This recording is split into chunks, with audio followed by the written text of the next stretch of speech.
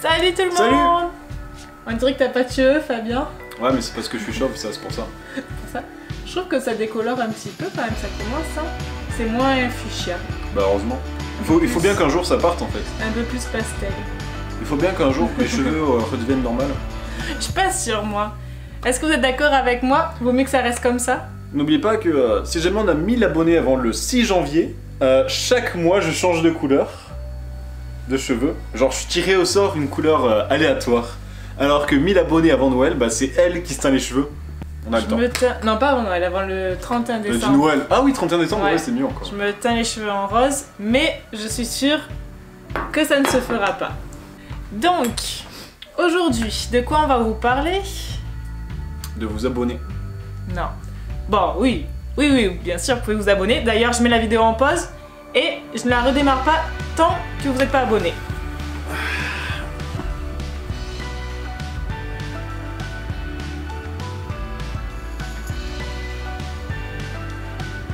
Bon, je pense que ça y est, vous vous êtes abonnés. Donc, aujourd'hui, l'hiver arrive, doucement, à partir de À ce qui demain. paraît, ce soir il y a une tempête de neige. Ouais. Et puis la neige ne va plus partir jusqu'à avril.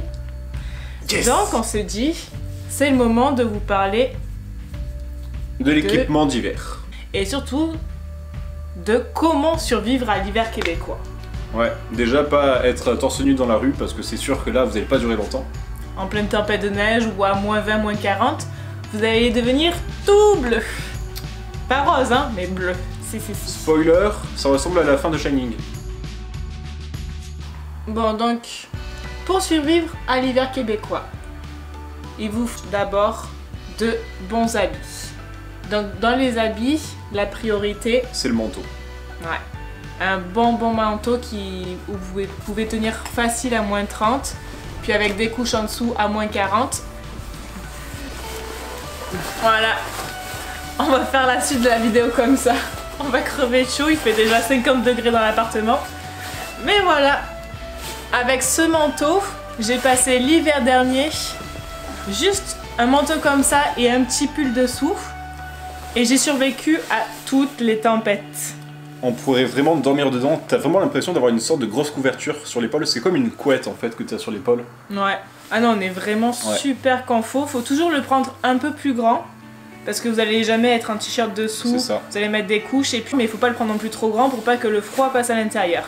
Mais bon, en général, quand vous achetez un manteau comme ça, vu le prix, vous avez des conseillers qui vont vous aider à Et l'acheter. surtout, ouais, un conseil, prenez-en un étanche. Oui. Parce que la neige, en fait, pour vous rappeler ce que c'est la neige, à la base, la neige c'est de l'eau. Donc si vous prenez pas un manteau étanche, ça va pénétrer dans votre manteau et vous allez tout mouiller. Bon, on va l'enlever parce que moi, je suis en train de crever de chaud là. Donc, après le manteau, qu'est-ce qu'il faut acheter? Des bonnes chaussures pour pas se casser la gueule. Voilà. Et pour pas avoir froid aux pieds aussi. Oui. Avoir froid aux pieds. Après, donc pour les chaussures, vous pouvez acheter des chaussures fourrées, mais ça peut être montré très vite dans les prix.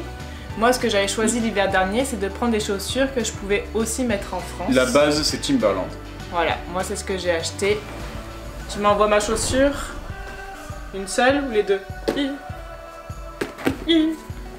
Donc, voilà, mes teams.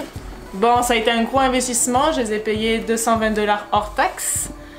Mais je sais que je vais les utiliser toute ma vie, même en France, ce sera pas que pour l'hiver québécois. Et je les aime trop.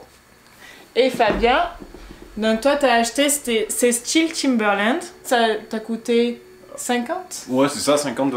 50 En $, ouais, en promotion. Puis pour l'instant, le peu que tu les as testés,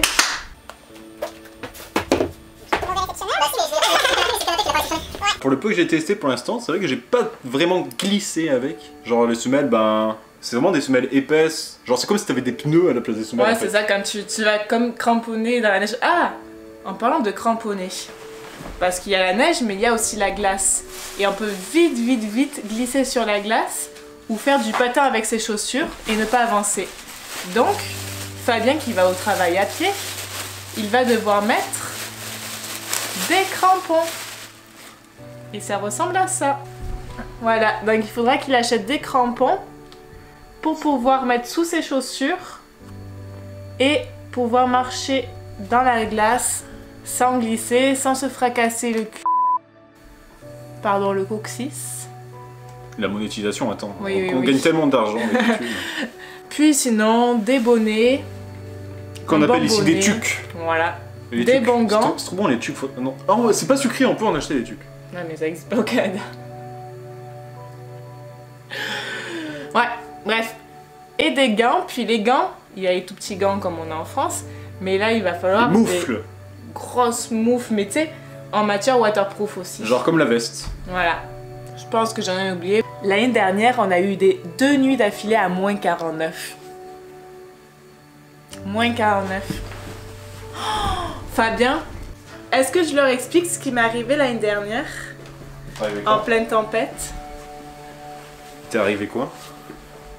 Je t'avais pas raconté que j'étais restée bloquée en dehors de ma voiture pendant la plus grosse tempête d'hiver? Je crois pas. Je t'ai pas raconté? Oh, faut que je vous raconte. En fait, pendant l'hiver, je me refais. Je vous conseille de partir, de faire une pause pour l'hiver et de partir 2 semaines en voyage. Moi, l'hiver dernier, j'étais partie 2 semaines à Cuba. Donc à Cuba, il faisait plus 30, plus 40. Et je suis revenue le 12 février de Cuba. Et le 13 février, donc 2019, c'était la plus grosse tempête qu'il y a eu depuis, je crois, 30-40 ans au Québec. Dans la rue, si on roule trop vite, là, on a de la difficulté à voir la différence entre le sol et le ciel, pour vous donner une idée. Donc ça sera... il y aura pas pareil cette année, c'est bon. On verra. Mais en fait, normalement, les Québécois, ils vous disent, t'inquiète pas, quand il y a une tempête, il fait minimum moins 5, 0 degrés.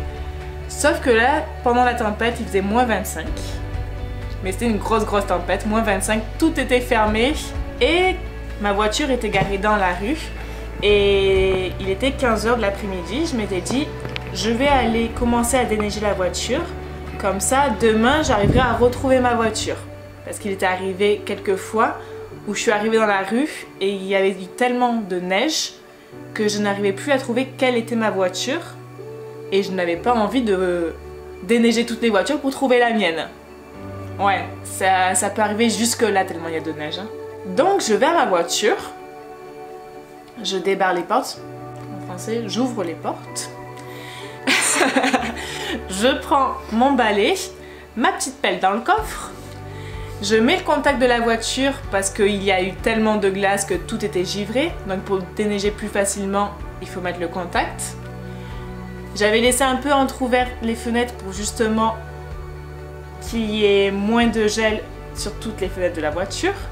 Donc de la neige était rentrée dans la voiture. Donc je déneige un peu tous les sièges et tout ce qui était dans la voiture. Je ferme la porte, je commence à déneiger ma voiture. La verrouillée. Ne me dis pas que t'as verrouillé. Et là, quand je vais pour rouvrir la porte, la voiture s'était verrouillée. Donc, faut savoir que mes clés de chez moi étaient avec les clés de la voiture, donc sur le contact. Mon sac était sur le siège passager. Le téléphone. Et par chance, mon téléphone était dans ma poche de la veste. Et ta veste était sur moi. Et heureusement, imagine. À moins 25. Ouais, à moins 25, j'aurais pas survécu. Donc, ma voiture était verrouillée. Je suis allée voir parce que avant j'habitais pas ici. J'habitais en colocation chez mes propriétaires. Donc, je suis allée voir si mes propriétaires étaient pas là pour au moins m'ouvrir et que j'attende au chaud, que je trouve une solution. Mes propriétaires n'étaient pas là. Voilà, il était 15h30, j'étais enfermée en dehors de la voiture dans la plus grosse tempête de l'hiver. Moins 25 à 15h30. Bah oui, ouais. Cette nuit-là, il faisait moins 49. Cette nuit. Ah ok, ça ouf. Voilà. Tout Casse la vitre. Non. Ben moi, j'étais à 2 doigts de casser la vitre, sauf que imagine l'hiver, j'aurais gelé pendant ma voiture. Donc j'appelle mon assurance, j'étais assurée chez Desjardins. Ils m'ont dit qu'ils allaient venir gratuitement, mais que ça n'allait pas arriver avant 1 heure parce que comme c'est justement la plus grosse tempête depuis plusieurs années, il y a beaucoup d'appels parce qu'il y a beaucoup de problèmes, d'accidents, tout ça. Beaucoup de gens qui se bloquent dans la voiture. Non, ça je pense que j'étais un peu la seule. Hello darkness, my friend. On apprend de ses erreurs. Voilà, donc après 1 heure, en fait comme j'avais laissé ma fenêtre entrouverte, la personne est juste venue avec un fil de fer et a pu ouvrir. Bien sûr, j'avais pas du tout pensé à ça. La moralité, je pense, c'est de toujours avoir un fil de fer sur soi. Ouais. Ouais, c'est une bonne moralité, ouais, ça, c'est je une pense. bonne moralité. Ouais. Ou l'accrocher en dessous de la voiture. Ouais, je pense. On va faire ça avec le van. Carrément. Voilà, donc ça c'était la petite grosse parenthèse de ce qui m'était arrivé l'hiver dernier. Petite parenthèse, ouais. Ouais. Donc, revenons à nos conseils et bons plans. Moi, ce que je vous conseille, si vous avez une voiture, c'est d'avoir une place de parking en sous-sol. Parce que sinon, vous allez devoir déneiger votre voiture 2 à 3 fois par jour. Et surtout, si vous n'avez pas une place de parking attitrée et que vous garez votre voiture dans la rue, il y a ce qu'on appelle les opérations de déneigement. L'année dernière, c'était 3 à 4 fois par semaine. Donc quand votre voiture, vous devez la bouger 3 à 4 fois par semaine et vous n'avez pas de parking, autant vous dire que ça peut vous coûter très cher parce qu'il n'y a pas des parkings gratuits de repli de partout à Québec. J'imagine qu'à Montréal, c'est pareil. Et les parkings peuvent être très chers. Moi, quand je mettais ma voiture au parking, ça me coûtait 12 à 15 $ par nuit. Ouch. Ouais, et quand c'est 3 à 4 fois par semaine... Ouch. Donc tu vois, là on a un parking souterrain qu'on paye 70 $ par mois, mais ça va me coûter vraiment moins cher que l'année dernière. Puis qu'est-ce qu'on peut vous dire d'autre? Ah oui, bah Fabien n'a pas connu encore l'hiver, donc... Attends, ça fait... Faut dire 3 jours qu'il a neigé. Ouais, mais la neige elle tient pas encore, donc c'est pas... Ouais, mais hier il y a eu beaucoup de neige. Ouais, mais ça allait vite et c'était des gros flocons. Il est pas prêt, il est pas prêt du tout. C'est de la merde, la neige elle tient pas. On m'a dit, ouais, viens à Québec et avoir de la neige partout. On en reparle dans 2 jours. Y a rien. Il va me dire, Cécilia, je non, je vais pas faire. Cécilia, bonhomme de neige, de suite. Bon, je pense qu'on vous a dit l'essentiel de comment survivre à l'hiver. Vous avez vu, grâce... Le chauffage. Ah oui, le chauffage. On vous conseille de vous trouver un logement, même avant l'hiver, où le chauffage est compris dans le prix du logement. Bon, pour ceux qui l'ont pas encore, c'est peut-être un peu trop tard, bougez-vous. Mais c'est vraiment essentiel parce que le chauffage est ce qui va coûter le plus cher. Ça peut monter facile à 100-150 $ par mois. Ça peut faire mal, surtout que les appartements et les maisons ici sont très mal isolés. Mais c'est ça. Pour le logement, il faut un bon chauffage qui est compris dans le prix. Pour vous sortir dans la rue, un bon manteau, des bonnes chaussures, des gants, une écharpe. Vous allez voir, pendant les moins 40, vous allez avoir juste vos yeux. Et encore lunettes de ski. Ouais. L'année dernière, quand je sortais en pleine tempête, il faisait tellement froid que mes yeux pleuraient tout seuls. J'avais les cils qui glaçaient, j'avais des boules blanches là, comme ça. Faut mettre des lunettes de ski? Ouais, mais c'est bon là, j'ai pas acheté des lunettes de ski. C'est bon là. Je vais mettre mes lunettes de piscine là. C'est bon là. C'est bon là. Là. Puis voilà, et donc parking souterrain si vous avez une voiture. Et bien sûr, si vous n'avez pas de parking souterrain ou si à votre travail il n'y a pas de parking souterrain, un balai, une pelle pour pouvoir déneiger votre voiture correctement. Un fil de fer. Ouais, un fil de fer aussi, très important. Et n'oubliez pas de déneiger le toit de votre voiture, sinon vous allez pouvoir prendre des grosses amendes si vous ne le faites pas, parce que ça peut être très dangereux, surtout s'il y a de la glace. Et, j'allais oublier, des bons pneus d'hiver. Et j'espère que vous les avez déjà mis, parce que même si c'est obligatoire qu'à partir du 1er décembre, avec la neige qui va commencer à tomber, vous risquez de faire des 380 degrés. 380. Tu as mélangé 360 et 180. Non mais en vrai ça va, c'est si tu fais un tour complet, tu fais un tour complet et en plus de ça, un petit 20 degrés. Voilà. Bah oui, ça glisse tellement. 400 degrés. Vidéo très sérieuse aujourd'hui. Ça, je pense que c'est l'effet de la neige qui arrive.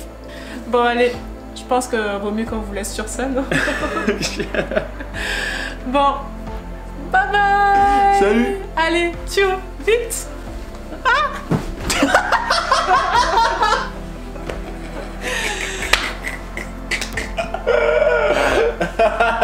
Mes fesses.